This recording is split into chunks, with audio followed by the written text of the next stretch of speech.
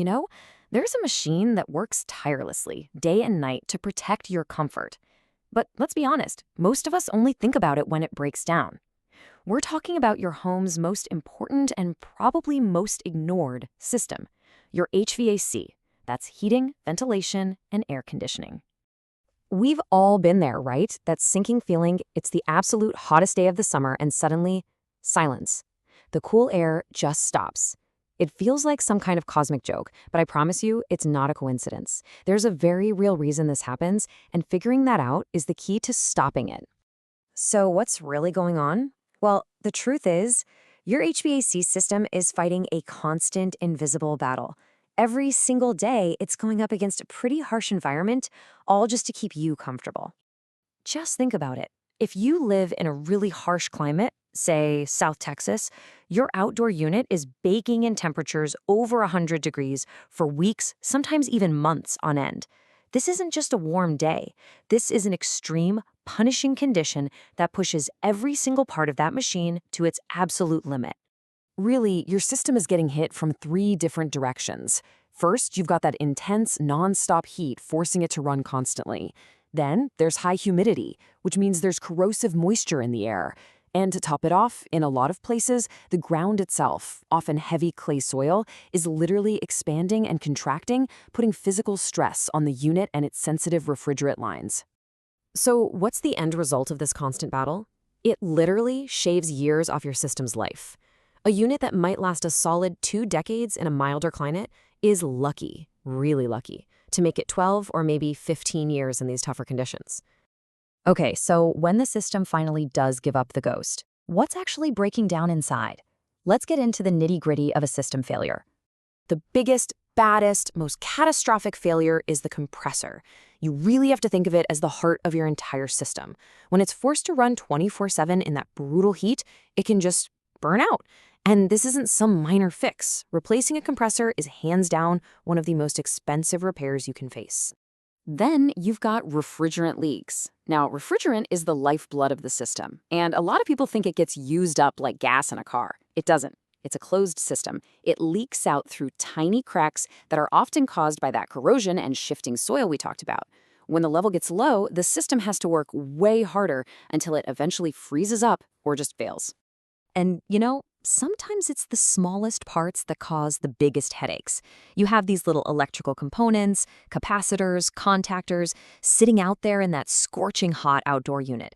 The parts themselves are pretty cheap, but when they fry, your whole system just goes dead.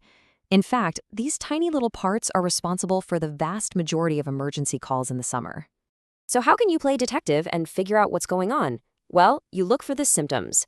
If you see ice, actual ice, forming on your indoor unit, and the system seems to be running forever without actually cooling the house, you're probably low on refrigerant. But if you go to the thermostat and all you hear is a click and then nothing, it's almost certainly a simple failed electrical part. So the technician gives you the bad news, and your stomach just drops, right? You're suddenly faced with this really expensive, really stressful choice. And that brings us to the classic dilemma. Do you repair it? Or do you replace it? I mean, this is the big question. Do you sink hundreds or maybe even thousands of dollars into this aging machine? Or do you just bite the bullet and make the huge investment in a brand new system? Okay, here is a simple but really powerful tool that can help you decide. It's called the $5,000 rule. It's super easy. Step 1, find out how old your unit is. Step 2, get the quote for the repair cost. Now, step 3, multiply those 2 numbers. Age of the unit times the cost of the repair. If that final number is more than $5,000, it's a very strong sign that replacement is the smarter financial move. So for example, say you've got a 12-year-old unit and a $500 repair bill. Well, 12 times 500 is $6,000. That's way over the $5,000 threshold, so you should seriously consider replacing it. This really hammers the point home, especially for a major failure like that compressor we talked about.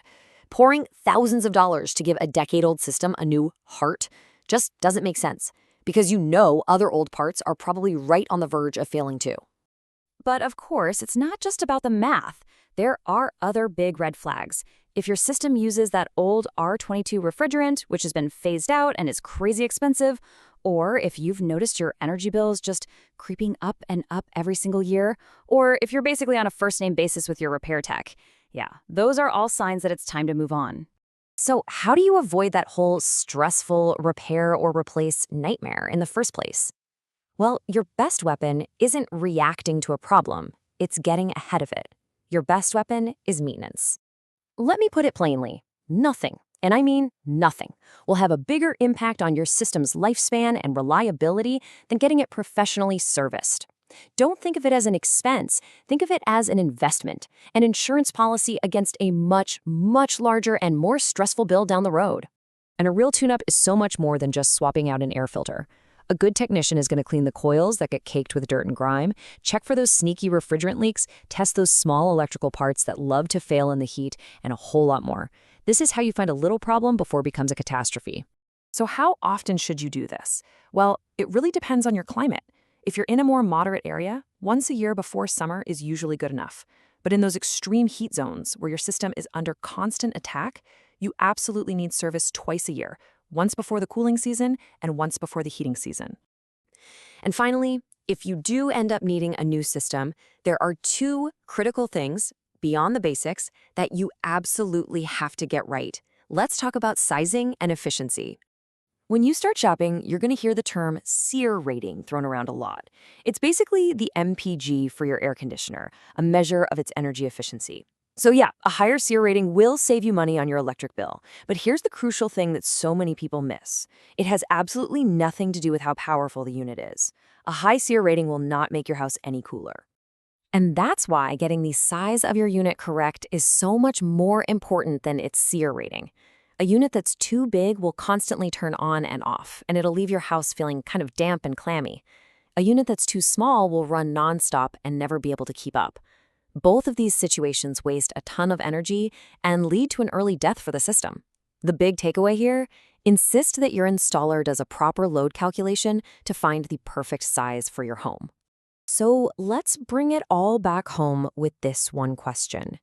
After everything we've talked about, the invisible battle it's fighting, the most common failures, and the absolute power of maintenance, take a second to think about that unsung hero in your own backyard. Is it ready for the next fight?